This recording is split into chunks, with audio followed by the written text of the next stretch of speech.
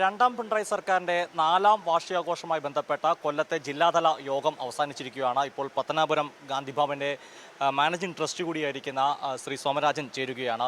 ഈ ജില്ലാതല യോഗം കഴിഞ്ഞിരിക്കുകയാണ്. അങ്ങ് ഈ യോഗത്തിൽ പങ്കെടുത്തു. എങ്ങനെയാണ് വിലയിരുത്തുന്നത് ഈ യോഗത്തെ? യോഗത്തിൽ സമഗ്രമായ സർക്കാർ ചെയ്ത കാര്യങ്ങൾ മുഖ്യമന്ത്രിയുടെ വിശദീകരിച്ചു. അപ്പോഴാണ് ഇത്രയധികം കാര്യങ്ങൾ വന്നിട്ടുണ്ട് എന്നുള്ളത് നമുക്ക് മനസ്സിലാക്കാൻ കഴിയുന്ന ഒരുപാട് പുതിയ പദ്ധതി മുന്നോട്ട് വെച്ചിട്ടുണ്ട്. ഈ പദ്ധതികളെല്ലാം നടപ്പിലാകുകയാണെങ്കിൽ കേരളം ഒരു പുതിയ ലോകമായി മാറും. ഇപ്പം നവകേരള ആയിട്ടാണല്ലോ ഇതിനെ കാണുന്നത്. അത് വലിയൊരു സാക്ഷാത്കാരത്തിലേക്കാണ് പോകുന്നത്. ജനങ്ങൾക്ക് വേണ്ടിയിട്ടുള്ള ഒരുപാട് വികസന പരിപാടികൾ, ഒരുപാട് സാമൂഹ്യ മാറ്റം, സാംസ്കാരിക മാറ്റം നമുക്ക് പ്രത്യാശിക്കാം.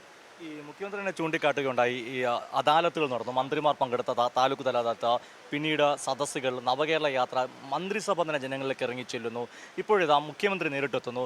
ജനങ്ങൾക്ക് നേരിട്ട് ചോദ്യം ചോദിക്കാനുള്ള അവസരം ഒരു ജനാധിപത്യത്തിലെ പുതിയ മാതൃകയായിട്ട് കാണുന്നുണ്ടോ ഇതിനെ? തീർച്ചയായിട്ടും. കാരണം പണ്ട് ഒരിക്കലും ഇല്ലാത്തതുപോലെ ഒരു മന്ത്രിസഭയിലെ മുഴുവൻ അംഗങ്ങളും സമൂഹത്തിനിടയിലേക്ക് ചെല്ലുന്നു. സമൂഹത്തിൻ്റെ ഓരോരുത്തരുടെയും പ്രയാസങ്ങൾ മനസ്സിലാക്കുന്നു. എല്ലാ വിഷയങ്ങളും നേരിട്ട് കണ്ട് മനസ്സിലാക്കുന്നു. അതൊരു ആധുനിക നവകേരളം എന്ന് പറയുന്ന ആ വാക്കിനെ അന്വർത്ഥമാക്കുകയാണ്. ശരിക്കും മുഖ്യമന്ത്രിയുടെ ഇച്ഛാശക്തി, ശ്രീ പിണറായി എന്നത് ഒരു വലിയ ഇച്ഛാശക്തിയുള്ള ഒരു വലിയ ലീഡർ, അതാണ് കാണാൻ കഴിയുന്നത്. വളരെ നന്ദി. അതായത് നവകേരള സൃഷ്ടിയുടെ യാഥാർത്ഥ്യമാക്കുമെന്നാണ് അദ്ദേഹം പറഞ്ഞു വെക്കുന്നത്. ക്യാമറമാൻ അഖിലേഷ് കൊടുമണ്ണൊപ്പം സുജിറ്റി ബാബു, കൈരളി ന്യൂസ്, കൊല്ലം.